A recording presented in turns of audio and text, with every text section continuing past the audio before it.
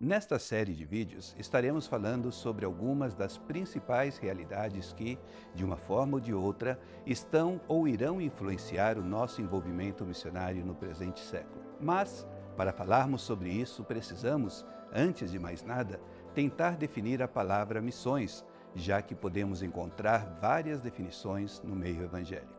Apesar de as palavras missão ou missões não serem mencionadas nenhuma vez na Bíblia, elas certamente estão entre os termos mais utilizados pelos cristãos evangélicos ao redor do mundo.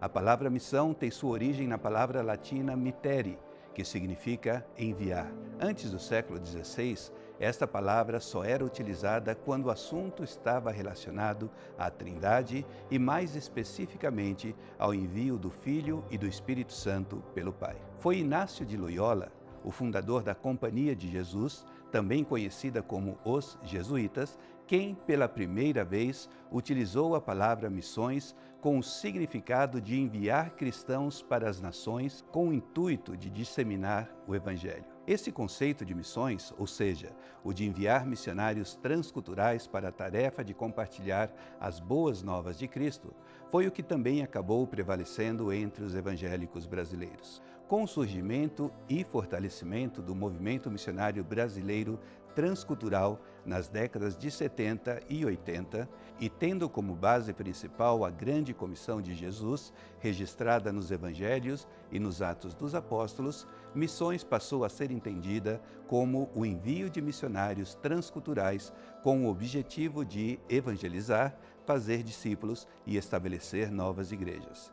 Poderíamos chamar essa compreensão de a definição evangélica tradicional de missões.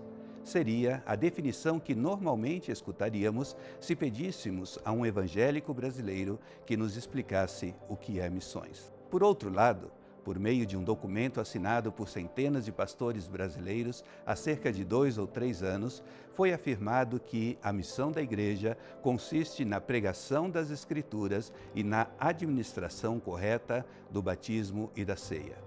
As demais coisas virão como consequência de sermos diligentes e fiéis no cumprimento dessa missão. Ainda outros entendem que a missão consiste em anunciar o Evangelho por meio do nosso envolvimento na sociedade, principalmente no cuidado do pobre e na defesa dos que sofrem injustiças. Poderíamos mencionar outras definições, mas, com as que acabamos de ver, já temos uma ideia da variedade de compreensões que, como evangélicos brasileiros, possuímos sobre o assunto. A primeira definição enfatiza o evangelismo. A segunda enfatiza a pregação e a celebração dos sacramentos. E a terceira enfatiza nosso envolvimento social. Além disso, também podemos notar que a palavra pode ser utilizada tanto no singular como no plural. Segundo David Bosch, proeminente teólogo e missiólogo sul-africano, missão no singular é sinônimo de missão de Deus e é a expressão utilizada para designar a autorrevelação de Deus como aquele que ama o mundo, o envolvimento de Deus no e com o mundo, a natureza e a atividade de Deus que compreende tanto a Igreja quanto o mundo e das quais a Igreja tem o privilégio de participar. Ou seja, Deus tem uma missão e nós temos o privilégio de participar dela. Missões, no plural, é o que emana da missão de Deus. Ela designa, segundo Bosch, formas particulares relacionadas com tempos, lugares ou necessidades específicas de participação na missão de Deus. Se unirmos essas afirmações de David Bosch com o que Chris Wright diz de que a missão de Deus é a destruição final de toda a maldade existente na criação, podemos dizer que estamos envolvendo-nos com missões quando, de alguma forma, estamos, em nome de Jesus, participando de forma multifacetada das atividades que, de uma maneira ou outra, contribuem para a realização da missão de Deus de ver, no final dos tempos, a destruição final de toda a maldade existente na criação. Essa missão será realizada por Deus, mas nós temos o privilégio de sermos partícipes dela fazendo missões. Ainda segundo Bosch, precisamos entender que missões inclui o sim e o não de Deus ao mundo.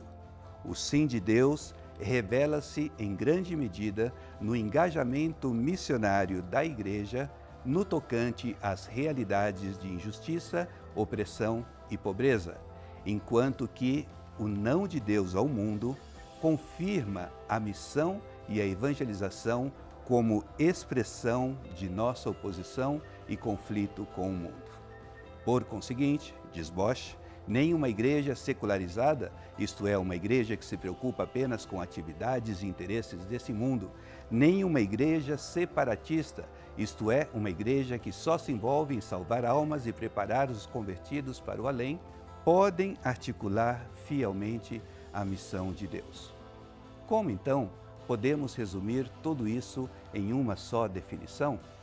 A definição de missões que, na minha opinião, mais se aproxima da sintetização das ideias mencionadas anteriormente e que por isso será utilizada nesta série de vídeos, será a que emana do compromisso da Cidade do Cabo produzido pelo Movimento de Lausanne.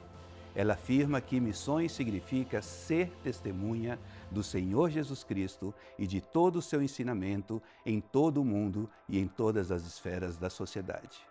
E quais são as implicações de uma definição como a que acabei de mencionar, que é mais ampla do que a definição evangélica tradicional? É justamente o que veremos no próximo vídeo.